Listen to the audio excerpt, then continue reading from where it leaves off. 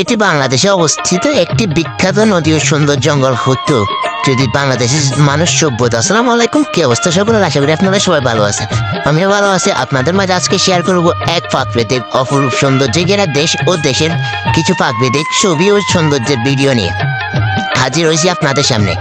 আপনারা যে নদী এবং এর যে পাহাড়ে ঘেরা জঙ্গলটি দেখতে পাচ্ছেন, এটি বাংলাদেশে অবস্থিত হতো যদি বাংলাদেশে মানুষ সভ্য হতো। কারণ বাংলাদেশে এরকম হাজারো নদী কিন্তু দখলদার করে, কিন্তু অন্যান্য দেশ এই নদীগুলো রক্ষা কিভাবে পরিশ্রম করে আসে। দেখতে পাচ্ছেন কত সুন্দর প্রাকৃতিক ঘেরা পাহাড়, সমুদ্র দেখতে পাচ্ছেন আপনারা। এটি সুইজারল্যান্ড কিংবা স্কটল্যান্ডের যে মাঝামাঝি স্থানে অবস্থিত। আমি শিওর বলতে পারছি না কোন দেশের দিকে এটি প্রবাহিত হচ্ছে। এটি দেখতে হিমালয়ের মতো হলে হয়েছে, কিন্তু বিভিন্ন ধরনের গাছপালা জন্মাইছে। দেখতে পাচ্ছেন কি সুন্দর গাছপালা জন্মেছে।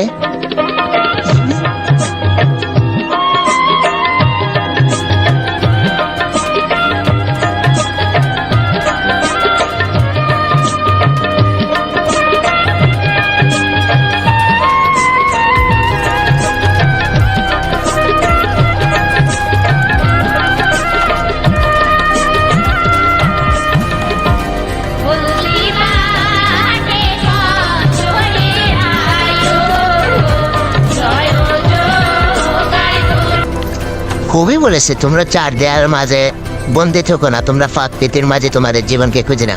কারণ প্রাকৃতি পারে তোমাদের মনকে প্রশান্তিময় ও সুন্দর করে তুলতে, তোমার মনকে রিফ্রেশ করতে। তুমি যে কোনো কাজে মত দিতে পারবে একমাত্র প্রকৃতিতে ঘোরার মাধ্যমে।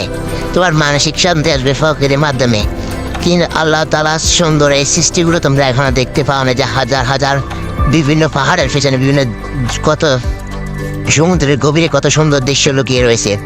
আজ পর্যন্ত যেখানে বিজ্ঞানীরা প্রবেশ করতে পারেনি, সেসব ভিডিও এবং প্রাকৃতিক ছবি ভিডিও পেতে আমার চ্যানেলটা এখানে সাবস্ক্রাইব করে রাখুন। আপনারা পেয়ে যাবেন মজার মজার প্রাকৃতিক সব ভিডিও, সমুদ্র ঘেরা প্রাকৃতিক ফরেস্ট, জঙ্গল থেকে শুরু করে বিভিন্ন ধরনের প্রাকৃতিক ইমেজিং দৃশ্য পেতে আজই চ্যানেলটি সাবস্ক্রাইব করে পাশে থাকুন। সকল ধরনের ভিডিও পেতে নোটিফিকেশনটি অন করে রাখুন, তাহলে আমার ভিডিও সাথে সাথে আপনারা পেয়ে যাবেন। দেখতে পাচ্ছেন কত সুন্দর প্রাকৃতিক ঘেরা একটি পাহাড় কিভাবে সমুদ্রের মাঝখানে রয়েছে। এরকম ইন্টারেস্টিং আরো ভিডিও পেতে থাকবেন।